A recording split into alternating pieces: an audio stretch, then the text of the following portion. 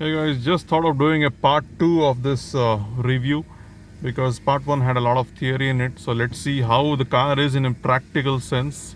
I'm going to be riding it over very bad roads and see how it holds up, if there is any clatter, plastic clatter inside or not. So just take a look at the kind of road we are driving on. Okay, so I'm driving at around 20 kilometer speed, purposely launching it into potholes, and I don't feel any clatter inside. Plastic clatter is not there, thankfully. That's probably because we have just around 7,000 kilometers on the odo, but I hope it remains that way. So ride wise and also in terms of comfort, it's pretty good. The suspension does a very good job of absorbing the undulations on the road. That's not a problem at all.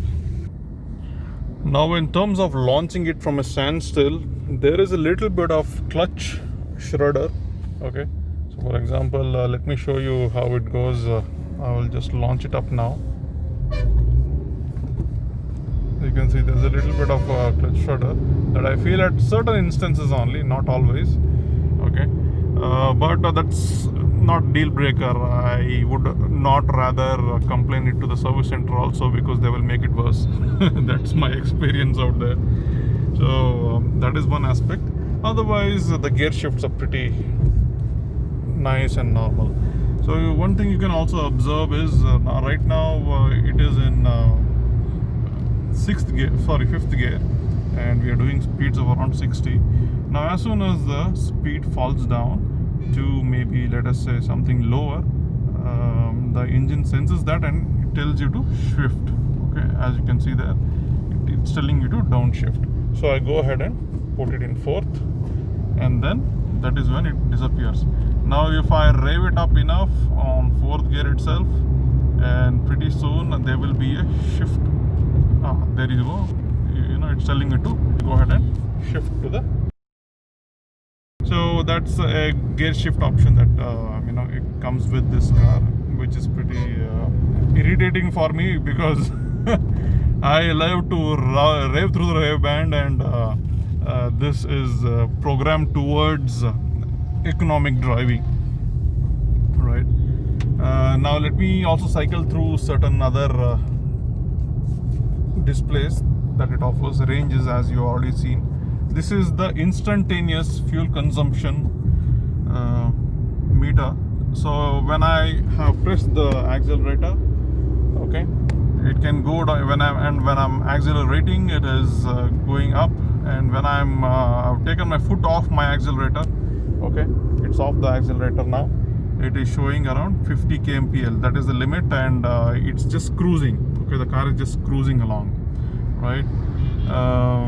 So with this, there are many techniques in hypermiling. That's a topic that I'll cover in my future videos, where you can extract the best mileage out of a car. Okay, so pulse and glide is one thing that comes into picture when it comes to hypermiling. That is, you accelerate for a brief moment of time and then let go of the gas pedal, and then it goes into this particular high coasting. It just does coasting and gives you this kind of a good mileage figures. So on an average, it increases quite a bit. So this is one thing that this particular display helps us in doing. And when you switch over to the other function, you see the average fuel consumption out here, which is standard at 22.3. So for my driving style, this is what it shows. For different people, it might be different. Okay, so mine is at around 22.3 as of now for the past 7,000 kilometers that I've used. And this is the range. Range is decided on the average kilometers and the fuel left in the tank. And this is the instantaneous. So these are the displays that you get with this. Pretty useful. Now I'll show you another feature that it has. Once you cross over 80, you can see, so that's a beep that you get. And if you continue over let us say more than 110, it gives you another beep. And once you cross over to 120 kilometers per hour, it will constantly keep beeping. and that is something a bit irritating for me, to be honest. Sometimes if you find a good road, good highway road, and you can actually cruise at some speeds in straight line, of course, you could maintain those, but it keeps beeping. Yeah, there should be jugards around it to take it off, but I have no patience to do that, so I let it be. And in terms of handling, I would say till 80 kmph it's pretty stable. You could do small turns, small bankable, as long as the road is banked, okay, you can do those kind of maneuvers. But over and above 80 kmph, if you're trying to drive like you're as if you're in a Volkswagen or a VAG car, you better be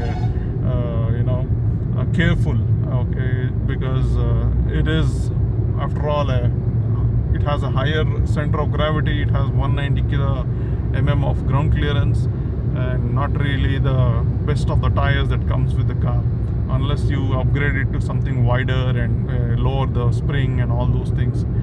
So best to stick at 80 for good maneuverability, and below 80 and below. Over and on top of 80, and especially when you're above 120, please ensure that you stick properly with a straight line, okay, don't do circus. If in case you anticipate something, please slow down and only then continue with your maneuvers, okay. Anything over and above 80 or 90 as well, quick reactions, please be very careful. Unlike the Volkswagen cars that I've been used to, they had electronic stability control and all that. This is a bare bones basic car, so please pay attention to those aspects. Now, one problem people had with the steering wheel was it was not zeroing in. Okay, it was not self-centering. The BS6 model has it fixed. Okay, I did not find any problems. Of course, for the first 2,000 kilometers, it was very stiff. The steering wheel felt a bit too robotic, okay. It used to get fixed on certain directions, but as and when I drove it in and it piled up a couple of miles, the steering wheel loosened up. Not the best of the steering wheels I've used. Of course, it's an electronic unit, and end of the day, any purist would love a hydraulic unit for their cars, but then this is what you get in today's world. So let me also show you the self-centering action when I take a U-turn. All right, so let's do the U-turn out here, and we will see how it works. Okay, so U-turned, and so it's almost self-centering on its own. Okay, yeah, so this is a good thing. This is basically a good thing about the car. So this has been fixed. People who had concerns about the BS4 model earlier, which was not self-centering, this has it fixed. So that's a great thing, and that's a great move.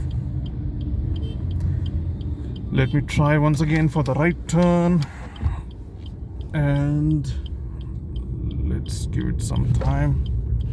I'll let go of the wheel, and then almost it's a pretty good feature. I mean, it self-centers on its own almost 99%. It does it very less user intervention needed, but I would advise you to always keep your hands on the wheel.